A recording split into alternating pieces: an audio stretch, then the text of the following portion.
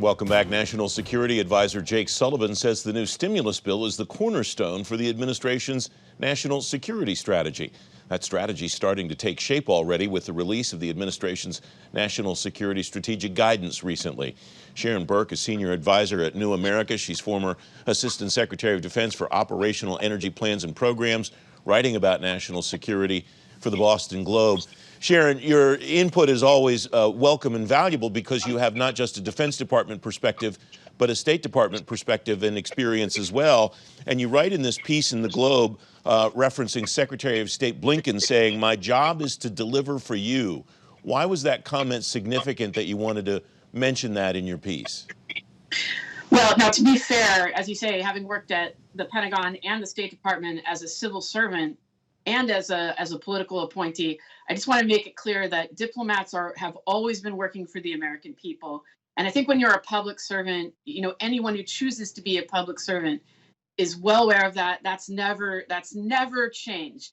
However, what Secretary Blinken said, that this is about benefiting the middle class, and he went through all of his priorities systematically, and each time said, the big picture, this is about freedom, this is about diversification, and then said, and here's how it benefits the American people and specifically the middle class. That's new to justify everything about exactly what's the return on investment for the American people. What's the significance of that in the scope of what the Biden administration has undertaken security-wise and diplomacy-wise so far? I think, again, when you have to justify everything you're doing, every dollar you're spending on what's the return in safety and prosperity for Americans, that's a pretty strong rubric. And I think, historically, we've always seen when you're in this national security foreign policy community that there's a tension between our values and our interests. And what especially Secretary Blinken made clear is that they're not going to accept that there's a difference. Everything is the same. How does it benefit people? So I think you'll see them every time they're talking about something they're doing, they're going to justify why.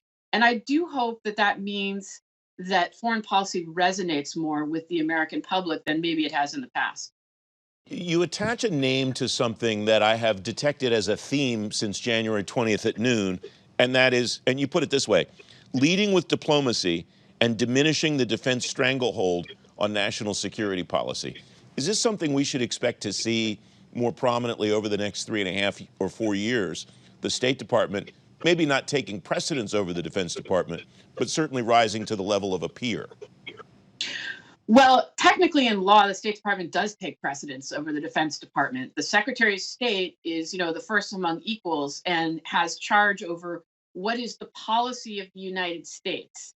The Defense Department does not have the lead on what the policy is. That's gotten out of balance increasingly over many, many decades now, because the Department of Defense has such a large budget and has such a strong, compelling mission.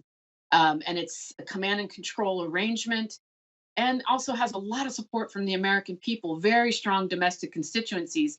Increasingly, I think presidents have used the military as the main instrument, but it was never meant to be that way. It was always meant for the Secretary of State to lead. And this president has made it clear that he's going to restore that. And I think it's really important because it comes back to what's the source of American strength? The military means and ways, those are not the source of strength. Those are an expression of our strength. So it's better to concentrate on what actually makes us strong, not just on the military. And one of the things that you write about to that end in this piece is the idea of building American strength for the sake of building American strength rather than reacting to threats, especially from China and Russia. Absolutely. And I think we've gotten away from that. Like, what makes us better, not how do we, counter them and what they're doing. If China has a Belt and Road, what's our Belt and Road? It should never be that way. It should always be about what makes us different, what makes us better. Because I genuinely believe that we have a better way of living. So what are those foundational strengths and where have we gotten away from it? So innovation, there's no question that we're an innovative country that provides opportunity for everyone to be innovative and for people to come here and bring their talents and be innovative. we're great at that. We should be playing to that strength and investing in it. Immigration, diversification, the fact that again our strengths become our differences become a strength has historically been one of the things that distinguishes us, where other countries can't say that that's the case.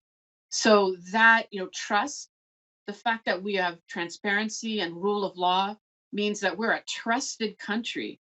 We've moved away from that. These are the things that make us better. We should be building those foundations, not just looking at how do we counter what they're doing. We'll v- always lose if we do that. Viewer, bear with me because Sharon turns a delightful phrase here toward the end of this piece. The Biden administration's people-centric approach may offer an all-purpose justification for situational pragmatism. That sounds suspiciously like a more polite version of America First. That's not necessarily a bad thing, is it, Sharon? That's not necessarily a bad thing. You know what? I think the problem always with America First, which by the way, it's always been America First. Every president puts the interests of the American people first. The question is, how do you do that? And if your entire phrase stops there, then you're not putting America first at all. You're not putting the American people first. So the question is, I when I said situational pragmatism, I actually mean it as a compliment, which is we need to look at the world as it is, look at how we want our country to be, and reconcile those things, right? And that means be practical, be principled, but also how exactly do you put America first? And it can never mean America alone.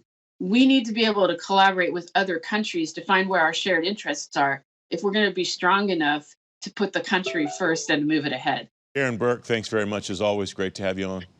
Thank you. Great to be with you.